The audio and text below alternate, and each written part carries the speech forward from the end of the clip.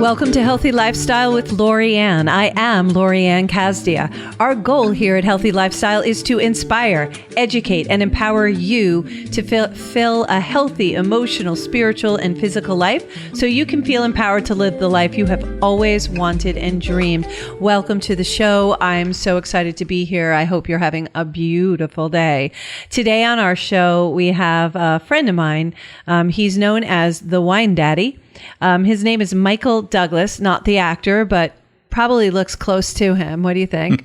And I want to welcome you to the show. Welcome to the show, Michael.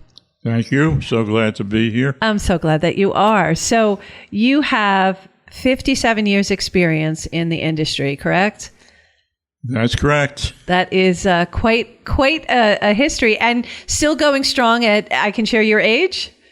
Sure. At 79 years old, you're still going strong, and you're actually having a new endeavor. So I want, before we jump into the new endeavor that you're working on and the new project, I'd like to just go through a little bit of your history, because you have quite an amazing story. So share with us your story and how you got into the industry and all about your store.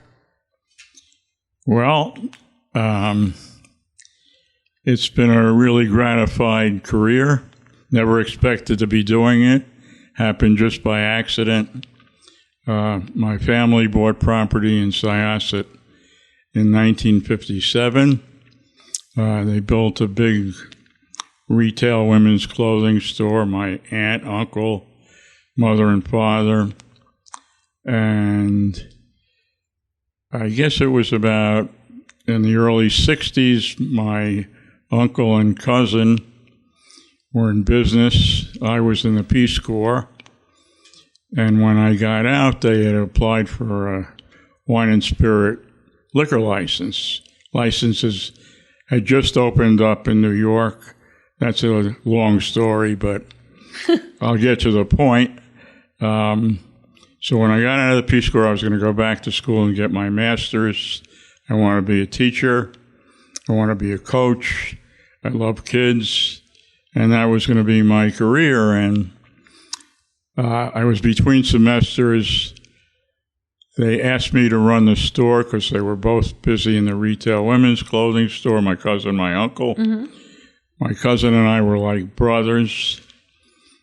I didn't know anything about wine and liquor except I like to drink.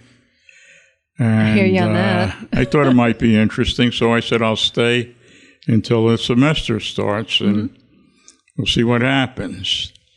Well, I never left. I got interested in wine right from the beginning. I found it fascinating, and I was really lucky to meet a few people that inspired me and taught me the business. One example was, and the most important, was the fact that I didn't trust the salesmen that came in, basically, because I knew they were all trying to hustle me. And I didn't know enough about wine and liquor and sales to really listen and trust them. Sure. And then I had one salesman that came in, looked around the store. You know, Syosset's an affluent area. The clothing store was high-end. So my uncle and my cousin wanted a high-end wine and liquor store. Mm-hmm. And we had some really good wines when we opened. Not that I knew anything about them, but we had some help with our opening inventory. Sure. And this salesman looked around the store, and he took a long time. And then he came up to me and introduced himself to me and told me his background. He had worked in retail. He was about early 40s. He worked in one store, and that was Sherry Lehman, probably the best wine store in the country at the time. And he said to me, "I'm impressed with your inventory. How much do you know about wine?" I said, "Nothing. As a matter of fact, a customer came in yesterday and asked me for a Tavel Rosé." And I didn't know what she was talking about. Okay. So I told the salesman the story, and I said, I know I have to learn. He says, well, I'll tell you what. My territory is Long Island. I had to leave Sherry's and the retail business because of my heart. The doctors told me retail's out of the question. I know a lot about wine, and I learned from the best. And I see that you're interested because of your inventory and your youth, and you look like a nice young man. So I'll make a deal with you. I'll teach you the wine business, and I'm sure you'll reward me because I have a great book of wines, some of the best. Actually, we're the best Bordeaux importer in the New York area. Wow. And that's the best-selling premium wine now in the country. And the red wines are the ones that everybody tries to emulate all over the world. So I'll help you. You'll help me. This area is great for better wine. And that's my offer to you. So he was the only one that ever made sense to me. Right. And I trusted him right from the beginning. And it worked out well for both of us. So that was the start. I got the bug, the passion, and it was such a fascinating subject. I never left. And I'm so glad I stayed. Yeah. And the name of your store in? Name of the store in Syosset is Post Wines and Spirits. Post Wines and Spirits, Syosset, New York. Yeah, that was your store, and then you sold your store. You decided to go into retirement, although you've never been in retirement. You continue to consult for different stores, and now you're on this new adventure. Yeah, well, what happened when I sold the store was it was right at the heart of the pandemic when Governor Cuomo closed down the city. So, my wife and I were older. We were very careful. We wore masks every place. We didn't socialize. But in the beginning, it was a new experience for me because I never had more than 2 weeks in a row off in 55 years. Yeah. And my wife and I get along pretty well. So in the beginning, it was sort of interesting and fun. And we have a beautiful tennis court where we live. So my wife and I are both tennis players. So we had a chance to do that just together. And I read a lot. And I started to read about sustainable wines and organic wines and biodynamic wines. And I became fascinated. And there were people that I knew that were producing really good wine, and they were getting better that way. And I did more and more research, and I said to myself, Mike, this is a wave of the future. And after about 2 months of reading and playing tennis, and then it got cold, so I did more and more research. And I missed my customers. I missed talking about wine. I missed recommending wines to them that I knew that they would love. Right. And I never realized that I didn't want to retire. And I had this new feeling about sustainable wines. So I started with my son. He always wanted me to write a book about my history, about my stories. I said, you should. You have great stories. I said, I'm not ready to do that because I feel this movement is so important. And because you're an environmental nut, you're an attorney, but you spend more time on the environment. I thought if we did something like this together, then we would have a great ending to my stories. So he got really psyched up about it, and that's how we started. Natures Vineyards, and we're trying to get more stores that are like-minded together in a wine council. Well, before we get to that, let's talk a little bit about. So you did a lot of research, and you and Josh got jumped in and started looking at different wines that were being made in a sustainable fashion, organic wines. So first, to help us understand what's an organic wine, what's a biodynamic wine. Well, the basic theme for both is sustainability, and using the natural part of the environment to go along with making more natural wines with less intervention, chemicals, additives, all the stuff that the big guys use to make wine be able to drink right away. And so there are actually vineyards out there. There are actually manufacturers out there, some of which we all know the names of, that actually add additives to make it taste the way that they want it to taste, as opposed to it being organic and being from the grape. So you're actually drinking chemicals. Here we are again, people. We're getting almost deceived by these companies because it's not a pure wine. It is being manipulated with chemicals and things that aren't natural. And we already put in the United States, there's a requirement to add sulfates in there as a preservative. And those, there are side effects to that. You don't feel as well. I know when I was drinking wine in Italy, I never got headaches. I never had all those side effects you get from drinking wine that we get here as a result of the fact that they will not allow you to add. You cannot add sulfates over in Italy. So here we have a lot of companies, and they're not just in America, but in other countries. They add a lot of impurities, right? Exactly. And that's what you're talking about, is really making wine from the actual grapes and actually going through that process that's all natural without adding the elements that they want to have this hint or note of cherry, where they're just adding a cherry flavor to it, right? Exactly. Yeah. And also adding chemicals and not making the right use of the natural environment. Yeah, there was recently, I think it was about a year ago, there was an alert that there were certain vintners, certain companies that were adding formaldehyde to their wine. Right.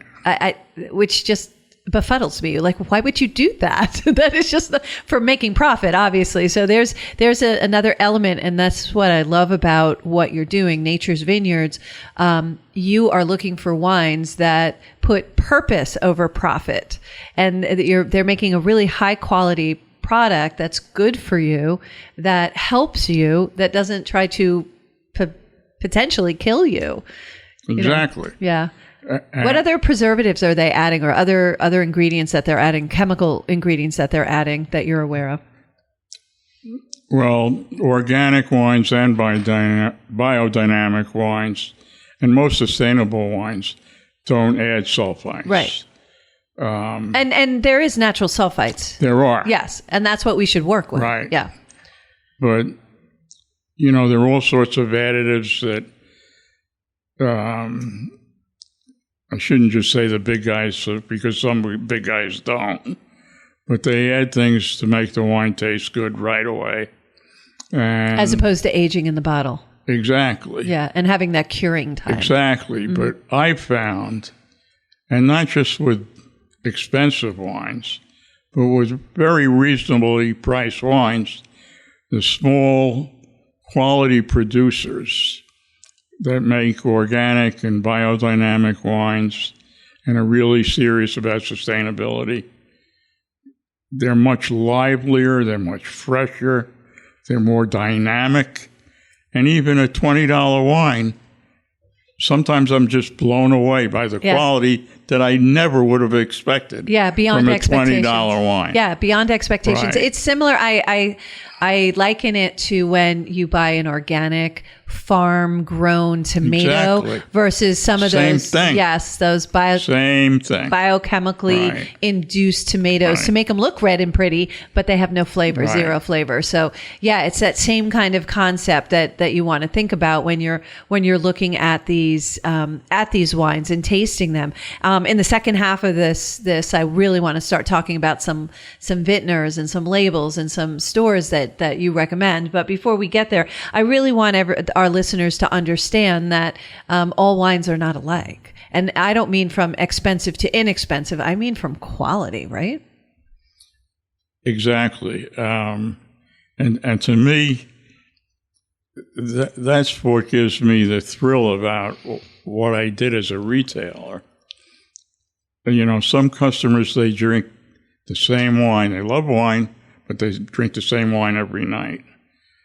And I could never understand that, because that's the great thing about wine. They're all so different.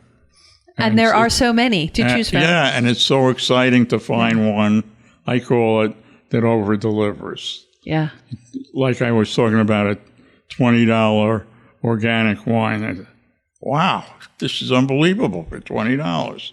And then I can say that to a customer, tell them the story, and then they'll come back and thank me. And that's why I love this business so much. Well, because you get to bring joy and, Right. and clarity. Exactly. You bring clarity as far as when I walk into a liquor store and there's hundreds of bottles to choose from. I don't even know where to start. All I know is I definitely move to the red section, but then after that, there's hundreds of bottles, and there's bottles that are many hundreds of dollars, and there are bottles that are $12. And, really seriously, what's the difference? That's always the question that I get asked. And as you know, Michael, my son's a sommelier, so he's Right. like, Mom, you could get a perfectly amazing bottle of wine at $12. You just have to know where to find them, and you have to know somebody who knows that. And that's what you do. You help people find those wines. You help guide people to the wines that are amazing, robust. They over deliver, whether it's a couple $100 if you want to spend that, or $12 or $20, a good table wine.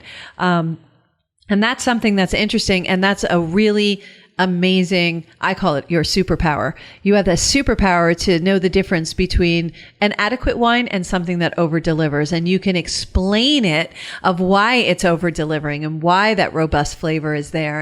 And that to me, as an educated consumer, and that's why I love being able to do these kind of shows, is to help our listeners and consumers understand what should you be looking for, what questions should we be asking. So what kind of questions should we ask when we go into a store and get overwhelmed by all these bottles of wine? That's a really hard question to answer, because that's why I asked it. Because when I read reviews from critics, some of the critics, they overrate the wines. There are some critics that are right on. So those are the people I know enough to listen to. It's similar to restaurant reviewers. Exactly. Some of them I totally am aligned with, and other ones I'm like, what are you thinking? This is not a good restaurant. This is not a good dish. But so it really is up to the individual, right? I think any kind of spirit or wine is an individual taste. And when you work with an expert like Michael Douglas, he's able to extract from you what you like and don't like, and able to direct you to a wine that you really like. And those are the stores that you work with, people who really want to learn how to do exactly what you do, is direct people to the taste that they want. That's what sommeliers do. They are able to, they know enough about each of the wines to say, well, what flavors do you like? What kind do you like? Do you want it dry? Do you want it sweet? All these different questions they ask you is they're narrowing down which wines they're going to offer to you. And I see you do it. I watch you do it. It is an amazing thing to see. We'll explain where you are so people can come and have that amazing experience with you. But to go through that process is a wonderful feeling. It's really, it's like a story. You're going through an adventure with you to find just the right wine for your palate. So all of our palates differ, right? Exactly. Yeah.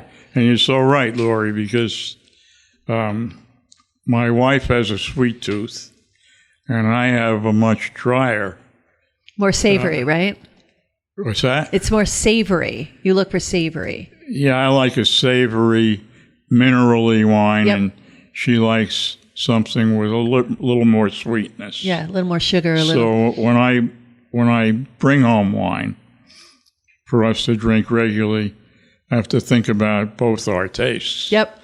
And sometimes I'll go towards hers, sometimes mine, and I'll explain to her why when we're drinking the wine. There you go. You are listening to Healthy Lifestyle with Lori-Ann. We're speaking with Michael Douglas. He is the wine daddy.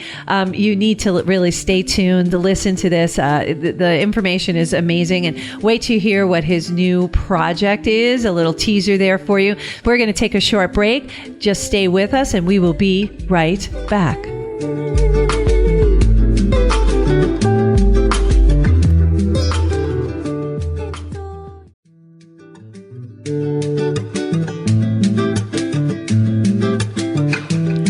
Welcome back to Healthy Lifestyle. I am Lori-Ann Casdia. If you have any questions or comments or ideas, please feel free to email us at healthylifestylewithla@gmail.com. That's healthylifestylewithla@gmail.com. So also, if you want to reach out to me, you know that I'm a coach. Be more than happy to coach you, life and business transformational success coach at ldcstrategies.com.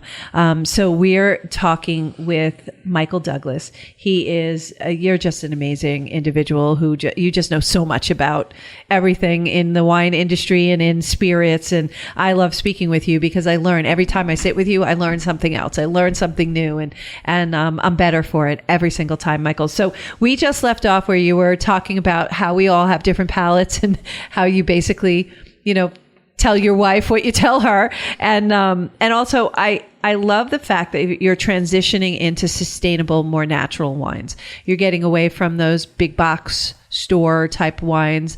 Some of the big companies are really good and some of the companies take advantage. It's like anything else. We need to read our labels. We need to speak to experts like yourself to know what we're drinking. But when I go into a store, what am I looking for? Because I now know that because of Nature's Vineyards, there is a sustainable wine section to some of the stores. And I see a growing drumbeat to have sustainable wines in the stores. So first, I want to talk about your new project with Nature's Vineyard and what you're doing with that. So let's talk about the Sustainable Wine Council that you started.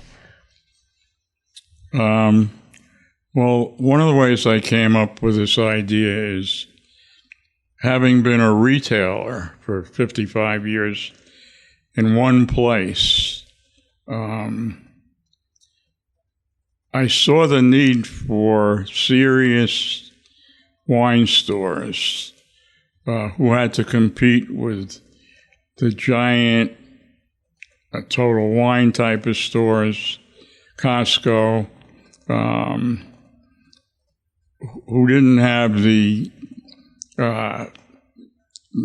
funds to put into buying these huge quantities of spirits and name brand wines that they used to bring in customers with really low prices, because a small store can't compete with their buying power. Sure. Yeah. No matter what kind of deal they want to give their customers, because they all want their customers to come back. So it can be a frustrating experience for a small retailer. But I know many retailers today. When I started, there weren't that many retailers interested in wine. It was a spirit drinking country. Sure. Now it's just the reverse. We used to sell 20% wine and 80% spirits. Spirits being things like scotch and vodka and liquor. Yeah. Cordials. Yeah. Now at Post, it's just the reverse. We used to sell 80% wine and 20% Right. And we see a lot of that. When I left. Yeah. So there are a lot more serious, smaller shops.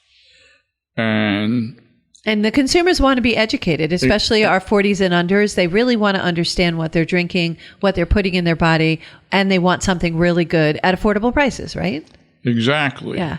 And I thought of my career, and I used to belong to some groups, and by banding together, we were able to advertise together, promote together, make a sort of name with what we were promoting together.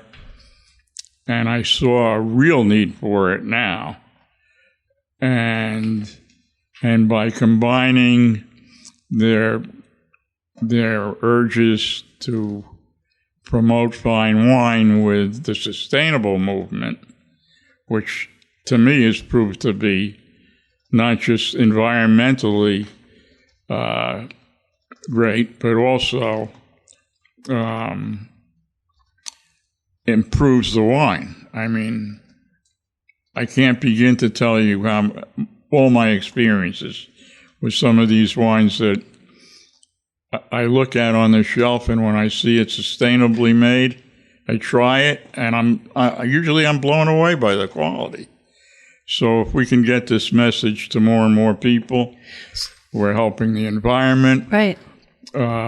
We're helping each store's wine sales so they can pay their bills and keep selling you the best possible stay in wine. business. Yeah. So the council, win-win for everybody. Without a doubt. So what the council is doing, as I understand it, Michael, is the council is there to do a couple of things. One is you're actually, because there are no standards right now and best practices in the sustainable wine industry, the council is starting to come up with and establish best practices for sustainability and what wines will meet or exceed the requirements of the council. And the council is actually providing stamps, if you will, or tags on the wines that meet or exceed the expectations and over delivers is what you all look for on the council, of wines that will over deliver, that you can actually put the stamp, the seal of approval of Natures Vineyards on it. And I think that's a great idea. In addition to that, that's on one side. On the other side of Natures Vineyards Sustainable Wine Council,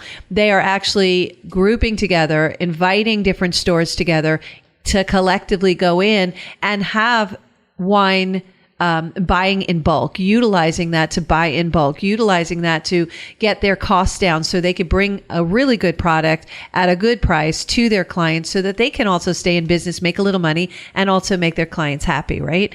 And bring your expertise. And this is the thing to me is really the piece de resistance about being a member of the council, is that as a member, they get your counsel. They get to access your data, access your knowledge about sustainability, about organic wines, about biodynamic wines. And I think that's such an advantage to be a member of the council. So right now you're actually inviting in certain stores, and only certain stores. They have to come by invitation, correct? By you Correct. And George, to come in and really be accepted into the council because they meet certain standards and they have sustainable wines. They carry them in their stores. And then the council, we all go out there, right? And determine which wines live up to that value, live up to that over deliverability, live up to those organic and biodynamic standards that you are setting right now with the council, correct? Exactly right. Yeah.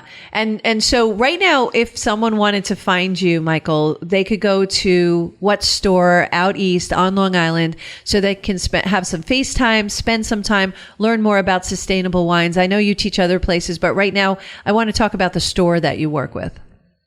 The store that I'm working with now, it's very exciting to me because the name of his store is Wines by Nature. And it's in Wading River, which is the gateway to the North Fork and all the vineyards out there. So George is the proprietor of that store. The name of the proprietor is George Eldy. Yep. And he's been in the wine business most of his adult career. And he's been working in sales for two of the best wine importers in New York. One is not only one of the best, but one of the oldest, one of the most prestigious. That's Frederick Wildman. And also another great company that he represented was Verity Wines in New York. And I love that someone could go out to Wines by Nature out in Wading River, New York, and you'll be there. You'll be able to bring them to the sustainable wine section that you have. And there are actually different vintners that have already gone through and been approved by Natures Vineyards Sustainable Wine Council. So can we talk about some of those vintners that have been approved by the Natures Vineyards Sustainable Wine Council? In 1 second. Sure. I just had to add to Nature's Vineyards. Anything you'd like to do?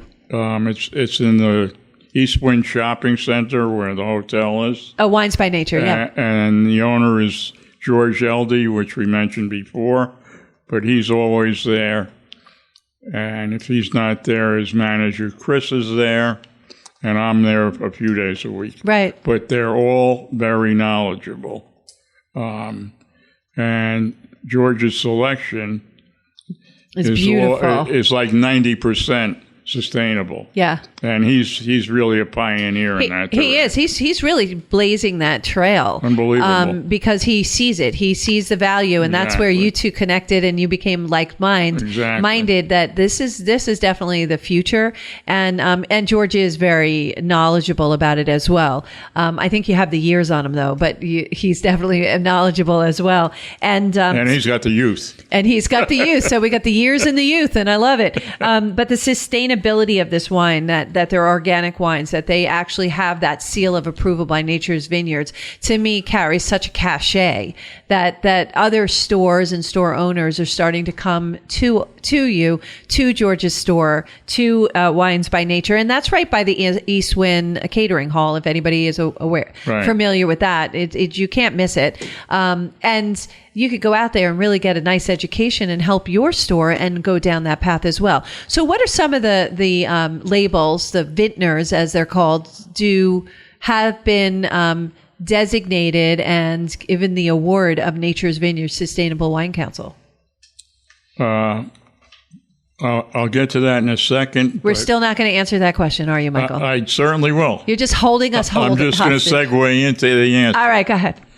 Because, knowing I was going to be on your program, I wanted to have some extreme examples of what got me so excited. Okay. And there were two special, they were really pioneers in this. And I think their stories are fascinating. One is called, and I believe it's like one of the very first biodynamic wines. Uh-huh. And biodynamic certification is right now the purest of the sustainable characteristics or divisions of organic wine. And they go as far as to, the main thing that's very unusual about it is part of their philosophy caters to the tides and the moon and all those natural occurrences that are the best time to grow, pick, and they follow those guidelines by the book. It really matters because that it changes the taste. Exactly. All those different variables change the taste and the quality of the wine. And if you do follow it strictly, because I know this from essential oils, they do the same thing with their growing patterns.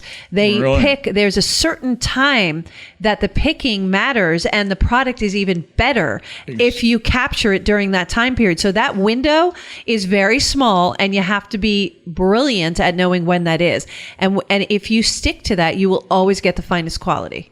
Exactly. So the same thing applies to wines. And one of the things that sustainability does is they'll switch their farms up and they'll rotate their crops. Right. And the reason why the rotation is some products, and just to do it on a very, very elementary level. Some products will deliver nitrates. Other products will extract nitrates from the ground.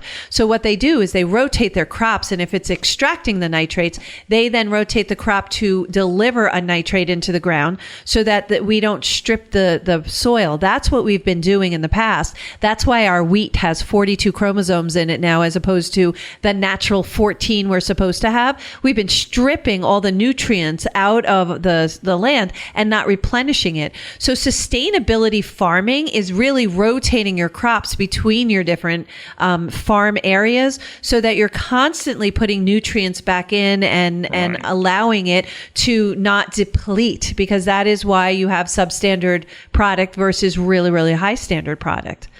Right. And part of... I read my books. You got to be part of our council. That's right. I needed to qualify, so I had to read. So yeah, and I thought that was really an interesting, yet it makes perfect sense, but I had never thought about it before. And I was like, oh, this makes sense. This absolutely makes sense. And that is why these products are delivering such a bang. I mean, it's a mouthful of happiness when you drink these wines. Exactly. You got it. Yeah. And as far as biodynamics is concerned, there are other extremes. They believe in using horses instead of tractors to turn over the soil. Sure. And the reason for that is that tractors, they're so heavy they damage the soil. Horses are much more gentle. They turn over the soil. It aerates better. It gets more oxygen. And this all goes to the quality of the wine. It's so amazing that you say that. Again, back to essential oils. I know that a company that I use all the time, Young Living, they literally use goats because goats don't like to weed, because goats don't like the taste of lavender, but they love their weeds. So they weed their lavender farms with goats. And it's amazing. And that helps with the soil and all the things that goats do. Help actually, fertilize the soil, the whole 9 yards, while they're getting rid of the weeds and they're not touching the plants. So it's a natural way to do this. We have technology that allows us to do this, utilizing why all these animals are around us. Right. That's why it is very holistic. And what you're talking about is amazing. And I wasn't aware that they use the horses to do that, but tractors, it makes sense that they damage by the sheer weight. Plus, any machine extracts, sends oils and things like that. We can't help that into our earth, and that's always damaging as well. So it does protect it, and especially with the vineyards out east on Long Island, we live on our aquifer. Right. So then all of that stuff goes into our water base as well. So they're using all these natural things that are not damaging our water aquifer that we get our drinking water from, right? Exactly. Yeah. And so this goes right back to my two examples that we started this with before I segue into you still won't give me the labels. Different brands. So just go to naturesvineyards.com. They're on there. The two stories are both about biodynamic wineries and vineyards, and they both, in my opinion, were the pioneers. Yeah. Two extreme examples, because their wines are unbelievable and they're not cheap. Right. But their values anyway. Right. And the first is a wine called Coulée de Serrant. It's from Savennières in the Loire Valley. And the name of the winery is Coulée de Serrant. The name of the owner is Nicolas Joly, Joly. So it's Nicolas Joly, Coulée de Serrant. The vineyard goes back to the early Roman days, hundreds of years ago. Mm-hmm. And the Romans... Joly was a real pioneer. He believed in, or he read about organic farming.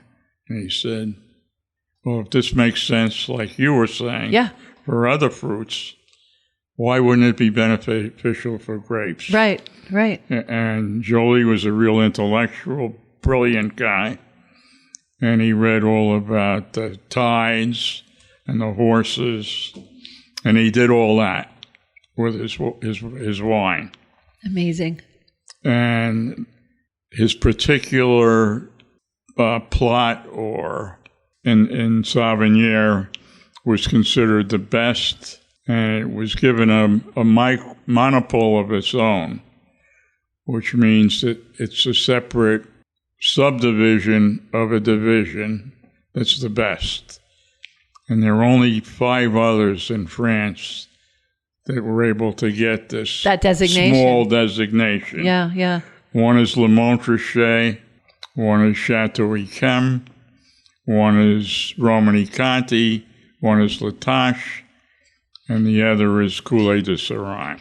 So I'm going to say that all that information is located on naturesvineyards.com under the stories, under blogging, you could just find a lot of that information, including the other really, really quick. So all the things that he did in the 1980s, he was really the pioneer. And I was fortunate enough to know the importer, Bonsall Segerman, who lived in Locust Valley. His father was a wine importer before him. He was dedicated to quality. He brought in wines that are now really famous and expensive. He was the first one to bring in a lot of wines that are household names now, but he was a small importer. Nobody knew them at the time. Right, right. And I was fortunate to know him. He was one of my favorite mentors. He was a character besides that. I used to play tennis with him. It was a lot of fun, but he had a great palate.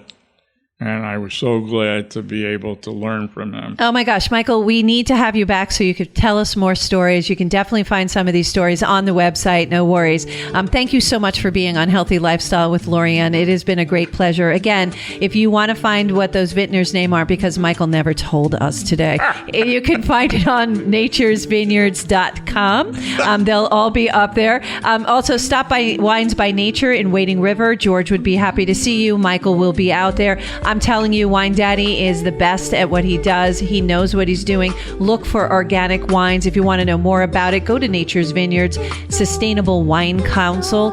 They will teach you things about wines and also lead you to the right stores that carry these sustainable wines. Thank you all so much for joining us today on Healthy Lifestyle. You know, it warms my heart for you to join us and you select to spend this time with us. Again, I am Lori-Ann Casdia. Until next time, play a higher role, serve a higher purpose, show up for you, and show up big.